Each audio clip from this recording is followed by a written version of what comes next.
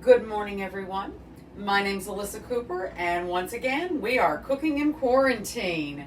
So, this has been corn week, right? I have said, my dad said when we were on the phone the other day, that when it's time to start pulling corn right off of the stalk is the best time of year. And there's such an endless array of things that you can do. When we were at the beach last week, we just took it raw right off the cob and fried it up with a little butter in a skillet, salt, pepper, easy peasy, right? So what I'm going to do first is talk a little bit about the things that I've made this week. So on Tuesday, I made a corn chowder, potato, a bechamel kind of base with onions. But it started with bacon, and I'm just going to say that for me, the bacon has kind of overwhelmed the dish. And so when I make it the next time, I am not going to start with bacon. I'm going to start with more butter and olive oil, and I'm going to caramelize my onions and maybe make them a little spicy. You know how I am with spicy. So that's something that I'm going to do there. And I'm even going to make a note. I've started putting the recipes for everything that I'm doing on my YouTube channel in the description, so you can go there for that. Then yesterday, if you'll remember, I made cornbread, and my cornbread turned out beautifully. I made an entire batch of corn sticks. I gave the last one to Tom this morning, and he loved it. But I did also, I had one little, after I made this and this, I had one little splooge left, so I just made it, and it turned into this little thing, and I thought, oh my gosh, what a great thing this would be if you kind of punched it out, kind of made it a little hollow, so it was kind of a shallow pie crust, and then let's put a couple of poached eggs and maybe a little hash or a little something and some sauce or something, maybe some Mornay sauce or some salsa verde or something. Think how great that would be. And I just realized how forgiving this recipe is. I'm sure you could put almost anything you wanted into this. And again, it was basically a 3-to-1 ratio flour to grits. Remember, because I used grits, polenta, not cornmeal, because cornmeal is so finely ground. I feel like that most cornbread ends up tasting like cake and not cornbread. So, hello Monica, how are you? It's good to see you here today. So today I'm gonna finish up corn week by making my mom's corn pudding. So I have here 2 beautiful ears of corn and some salty as heck water over here. And I'm just gonna let these sit over here a few minutes until the color really brightens up in there. And in the meantime, I'm going to get ready to cut. So I guess this can get set aside over here. And here we go. Those brighten up so quickly. It's amazing that, see how much yellower they are? It's just great how the sugars liven up in there so quickly. I just want it to get a little warm in there.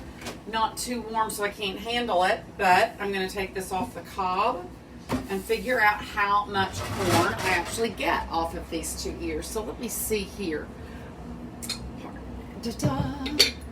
Here's a measuring cup. Sorry about the whole throat and the thing.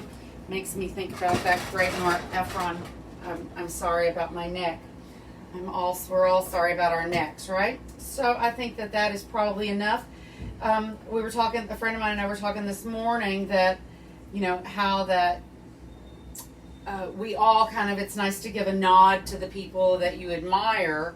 And we can't remember who it was. Michael Simon always says, your water should be salty like the sea, but I'm not sure Michael Simon was the first one to say that.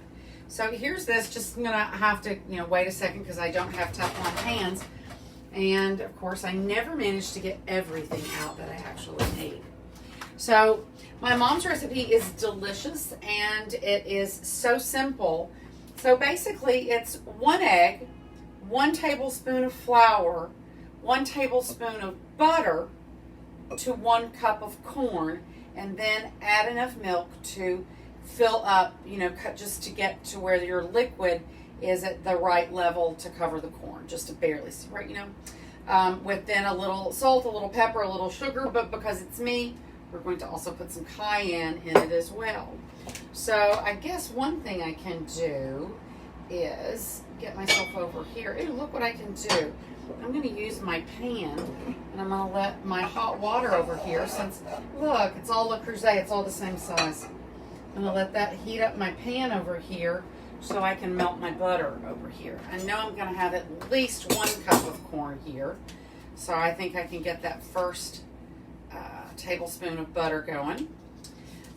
It's funny, I was thinking this morning about how I have a friend who we've started challenging one another to get up, to walk, to watch our diets, to not drink, and to kind of get our girlish figures back. And so we've been walking in the morning, and I realized that, you know, I kind of lost that habit because we've been in here for so long. Oh, that's what's wrong with the light. There we go. But that this new normal kind of feels normal. Handsome boyfriend and I tried diligently to find a place where we could go this weekend and sit by the pool. We called hotel after hotel after hotel, only to find that we either had to have a bigger suite than the one that we had rented, or that we could only spend 90 minutes at the pool all day. And we just said, oh, we give up. So now we're going to make reservations on rooftops and hope that that is gets us enough outdoor activity this weekend to not lose our minds. So I think maybe if I get myself here we go, get myself a little rag so I won't completely burn my hands. I can, oh, these are not too hot. I can deal with this now. So I'm just going to take my corn off my cob. Don't get too close. There we go. I'll always be able to be happy to eat whatever's left on the cob. I almost said something vulgar, sorry. So anyway, I just blanched it just enough to bring the color up on this. And here's another. I thought about bringing more, but I thought, you know what, after 3 days of corn, even I'm getting a little tired of corn. I could use a little corn break. I got myself a Saffron Road freezer meal. I always get the ones from Trader Joe's and love them, but I've never tried a Saffron Road, except they've got some crackers that are, I think that they're gluten-free, and that's how I've ended up having them in the past. Okay, this is going to be just shy of 2. So, that said, I got to let this butter to melt a little better. Here we go. It's almost like a memory. Actually, let me start this water back up, and then that will get it warmer faster. So I do need this second piece pat of butter over here. In the meantime, I need to get my egg going and get that seasoned up. So this is not quite 2 cups, you'll see, but I don't know, that it's getting wider at the top, and here we go. I realize I'm a little hoarse today. I wonder what that's about. Here we go. Excellent. So I've got an egg here, and these were the super thin shells from yesterday. So I'm going to try to not have to spend my day trying to get the shell out of there. There we go. And rinse my hands. Hello, Carolyn. Welcome. So we're making my mom's corn pudding today. It couldn't be simpler. 1 egg to 1 cup. To 1 cup of corn, 1 egg, 1 tablespoon of butter, 1 tablespoon of flour. Where's my tablespoon? Down here. Oops, wrong. And I was just thinking earlier today, gosh, I've gotten back into the swing of things. I did not do a very good job today of getting all my things out. So anyway, here we go. I've got 2 eggs in here, and I'm going to put, I was thinking of my nephew today.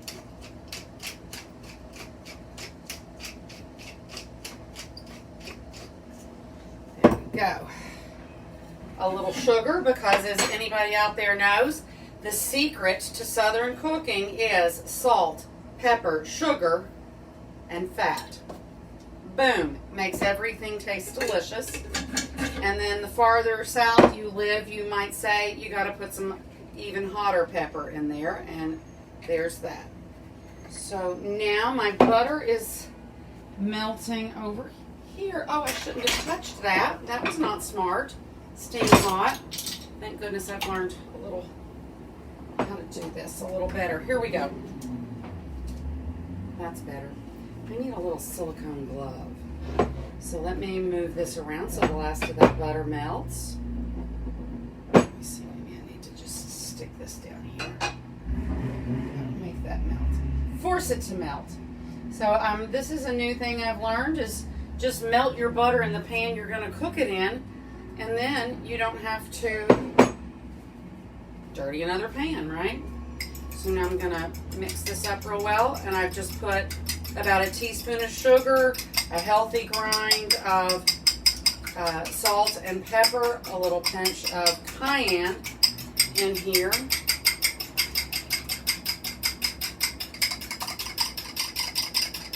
I blanched my corn in briny, salty, sea salty water. And I'm going to mix my butter in with my egg mixture.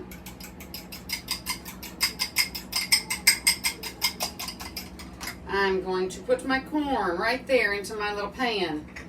Look, I picked just the perfect size pan. It's just exactly right. Well, I'm going to have to eat that because that's too delicious to pass up. And then just pour this over. Now, mix that in a little bit. Make sure all of your corn gets eggy. I should be better at this by now, shouldn't I? Make sure your corn is eggy. And then this doesn't need a lot of milk because it's really kind of about, it's probably I was a little over egged to corn ratio. So if you actually measured out your corn a little better, then you're going to get perfect. Just mix that milk in there. I feel like I need just a touch more down on this end.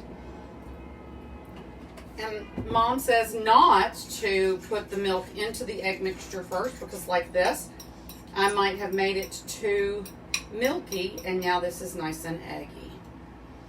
All right, so there's that. That was pretty simple, huh?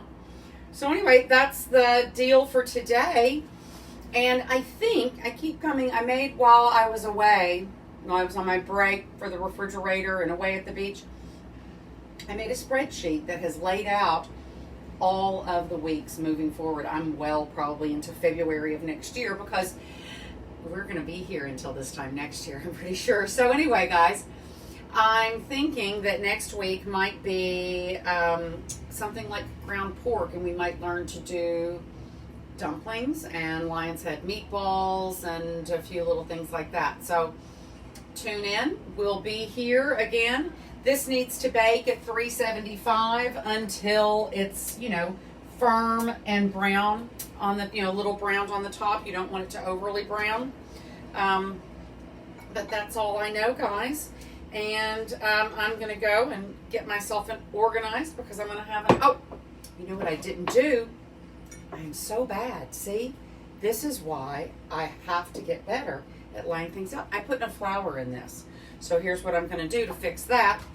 I'm going to, I'm sure it would do okay, but it wouldn't be the same. So here we go. I'm just going to take a few spoonfuls of this. I'm going to put a touch more milk in it. Lord have mercy. How you save yourself. Just a little bit of milk and a little bit of flour. So, oh my goodness. I get talking. I make no sense.